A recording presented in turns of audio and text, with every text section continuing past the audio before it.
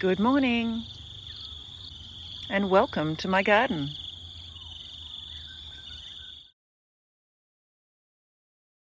This morning I'm going to be planting the new potatoes here. I've got 3 different varieties. I have some Dutch cream potatoes. These are good for mashing and pureeing. They fall apart nicely. You can see they've already got eyes, and that's what you want when you plant potatoes. They need to be starting to grow. Got these from the grocery store the other day. These are royal blue potatoes, and apparently these are great for roasting. These are Desiree potatoes that I had in my pantry. They've sprouted very nicely, so I'm going to plant them. Okay, I've laid out the potatoes I'm wanting to plant. I've spaced the potatoes out, and I've checked that I should be able to place this garden bed over the top of them. So actually it'll be this one here when these are picked, and I'll just move that over then. So this is the Dutch cream and this is the royal blue. Thought I'd do an experiment here. There's much research suggesting that plants that are pre-treated, that are soaked, can do better. They sprout better and they grow stronger through their life. So I'm going to leave these potatoes to soak for say 15-20 minutes with a mixture of liquid from the worm farm, sea salt, a little bit of sour milk. I don't know how much liquid will get into them. I know it'll go in through the little shoots. But I'm going to do this experiment where I've got Dutch cream on the left, and I'll have unsoaked, then I'll have soaked. And the royal blue, I'll have unsoaked and then soaked. So the right one's the one who should do better in both cases. So, should I be burying the potatoes? You can see I've just laid them on the surface of the ground here. But I'm sure the question will be asked, why didn't I bury them? Okay, so my answer is multifaceted. We know that when you dig the soil, you disturb the networks that are down there with the fungi and the bacteria, the earthworms and their tunnels. As you disturb that, you're going to change how the soil works. So I don't want to disturb that. We have clay not far under the surface with lots of rocks. I don't particularly enjoy digging in the clay, so I'm not going to do it. Also, I have access to a large amount of soil, and I've got some sugarcane over there that I can bring over here, and I can get more sugarcane. So I've decided I'm not going to dig down, but rather I'll just pile on top. Thankfully, I have these garden edgings that can help me pile on top, and it'll be one way of building up the garden here. I'm also going to add some worm castings to this potato patch. I've currently got them mixed in here with some sea salt and some soured milk. And I've got a little mixture here with a little bit of sulfur, a little bit of magnesium salts, and a little bit of organic pelletized fertilizer with the royal blue. There's the difference between the soaked and the not soaked ones. So maybe they did take in a bit of moisture. Okay, they're all planted now.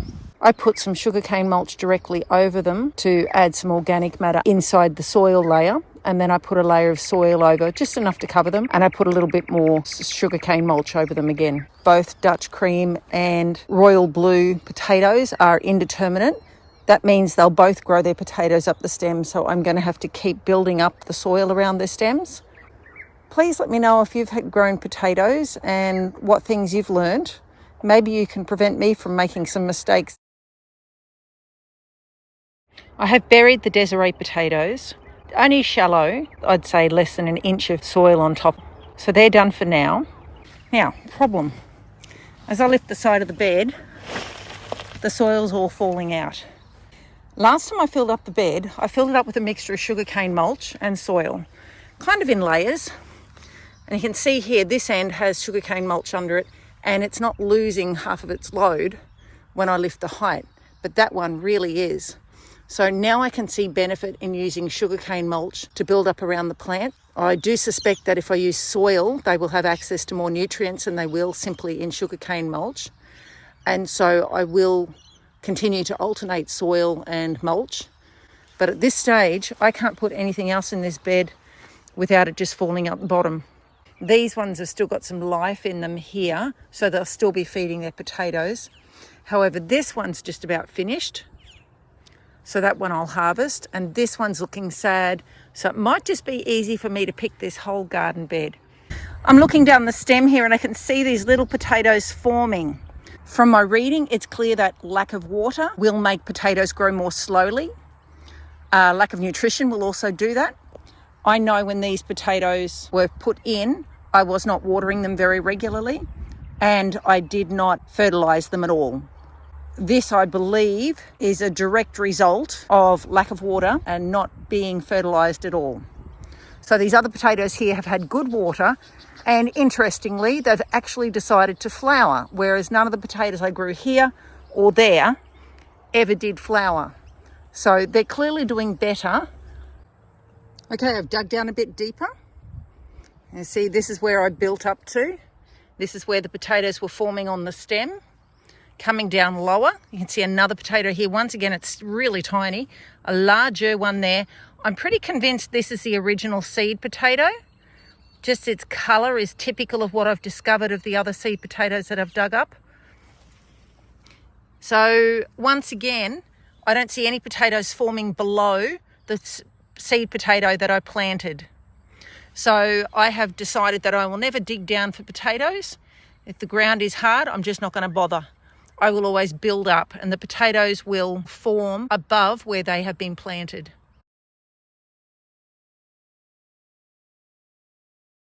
These potatoes I've grown here, I've done two things differently. Firstly, I've put one lot in as I bought them, and the next row I have soaked in a mixture of worm tea, sea salt and sour milk for 20 minutes before I planted it. I've also put fertiliser down between the rows, so that will alter how these grow in comparison to these. My potatoes have grown up pretty tall again, and I'm lifting the sides of the bed to put more soil around them. You can see how much stem there is above the bed.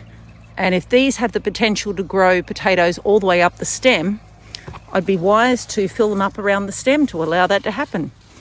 I was reading this morning and I learnt that maybe a reason why my potatoes were very small when I harvested them a month or two ago.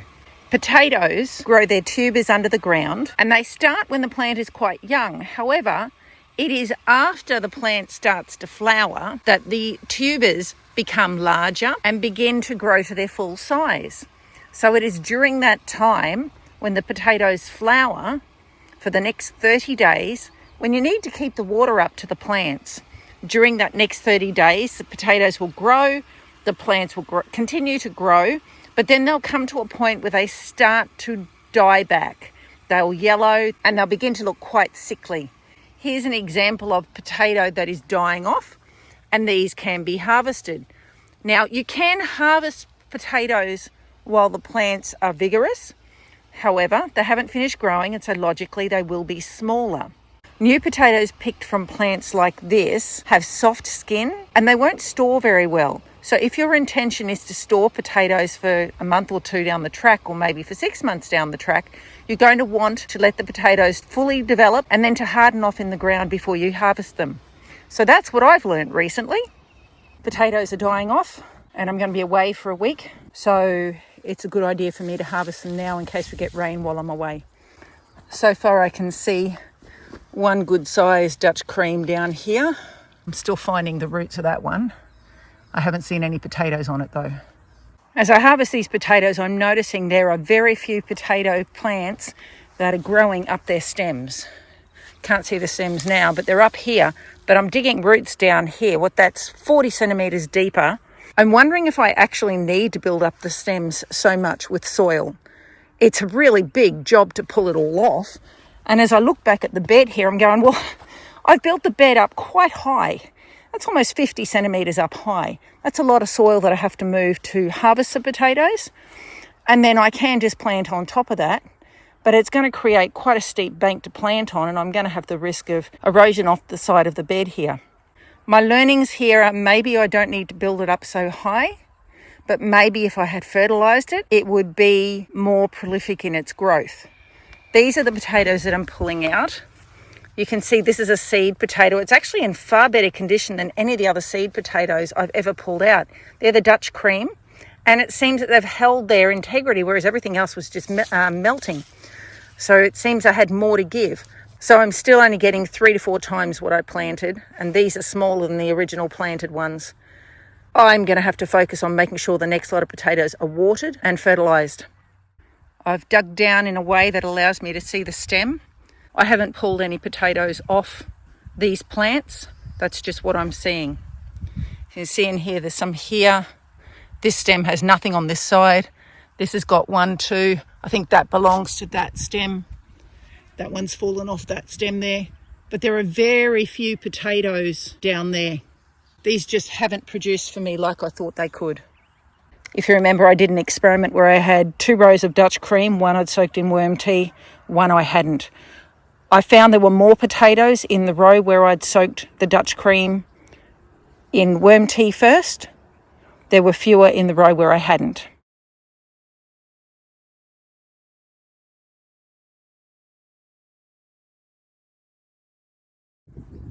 These potatoes are dying off. You see this one's died right back. And I had 2 rows here of the royal blue. These are also royal blue here. I don't know what I'm going to find underneath them. I think it's far too early for them to be harvested, but the plants are looking pretty sad, so I think it's time. I've just dug up a row of royal blue potatoes, and there are no potatoes. And I remember noting while they were growing that none of them germinated, none of them started to grow. These last few plants here, 1, 2, 3, are royal blue. So let's dig them and see if they have any potatoes there. So I've dug up all the royal blue potatoes, and this is my harvest. Remembering that only 1 row germinated, so that's 4 potatoes, and they would have been maybe this size. So I doubled my harvest, if that. These were watered, these were not fertilised, and the ground is a nice gentle moistness. It's just moist. It's not wet. It's not dry. There was more soil and less straw around these potatoes. Still not impressed with the harvest. At this rate, I'm thinking growing potatoes is not worth it, but there's still stuff to be learned. So I found at a local fruit and veg shop these potatoes. I believe they are called Saphire potatoes. They've got a very purple colour on them. So I kept them in the cupboard and they sprouted dutifully, and now I'm planting them. As is my custom, I'm experimenting with these potatoes. I have soaked this row of 4 in worm tea with sea salt for 20 minutes before planting. You can see they're all shiny. They look a bit more plump. However, this row I have not soaked. So that's my experiment for this crop, to see how soaking affects these Saphire potatoes. You'll notice I've also put a pile of worm castings from my worm farm between them. I've also put a sprinkling of Life Force Gold pellet over the area. Saphire potatoes are indeterminate, which means I could keep building up around their stems and they will keep producing potatoes up the stems. So now this garden bed will be put around those potatoes, and we will be able to build them up. These ones have been getting watered, have been fertilised. I'm about to harvest the last of my potatoes. I've had potatoes growing along the entire length of this bed over the past winter-spring season. It is now November and summer has well and truly hit. We've got our first heat wave for the season. I've just been establishing a water system on this bed, and I have other plants and seedlings that need to be watered, so I have to get the potatoes out so that I can start watering everything else. If I had watered the potatoes while they were like this, the chances are very high that they would have rotted. Now this bed had a bit more love and attention than previous lots. This one actually got watered regularly and it had fertiliser, so I'm keen to see if that made any difference. The edging does a really good job of holding the soil in place. You can see I've done a mixture of sugarcane mulch and soil here. Well, so far I'm utterly unimpressed by the harvest. That is all I'm finding. This is the largest one. Actually, that's an avocado seed. So that is all I'm finding, and I'm really disappointed. But I have found something else. I have found a number of lizards in the garden. They're probably more skinks They're about 20-25 centimetres long. They're about between 1 and 2 centimetre diameter waist. And they could have laid this. These look freshly laid. They don't look like they've got anything in them yet. I'm going to place them here carefully and hope I can rebury them afterwards. Okay, pitiful harvest. This is all I got off this plant. Maybe there were 1 or 2 that I've knocked off in the digging. I'm really disappointed. So what have I learned? Well, the roots here are still quite healthy. They're going places. The links here are still quite alive. The roots joining the tubers are really healthy, but the plants have died off. One thing I've been learning this season is that maybe there are reasons why we're told to plant things at certain times of year. And I can see that in my alliums that have all gone to seed very quickly before their harvest date. I can see that now in the potatoes that have died off before the potatoes have got big enough to be useful. I can see that in lettuces that go to seed as soon as the warm weather appears. So I have learnt very much that you're supposed to plant things at certain times of year. Maybe I can push the envelope a little bit by planting a little bit early and protecting it from the heat so they can mature during the cold months. But it seems that harvesting potatoes in November is just too late. I really need to do it earlier. I'm going to try and plant potatoes a lot earlier next season. That should be fairly easy because I plan to plant them down on that row. Contour 2 on the north is pretty much done, so that's where I'll be planting next. But I'm glad I got the learning out of the road this year so I don't have to do it again next year.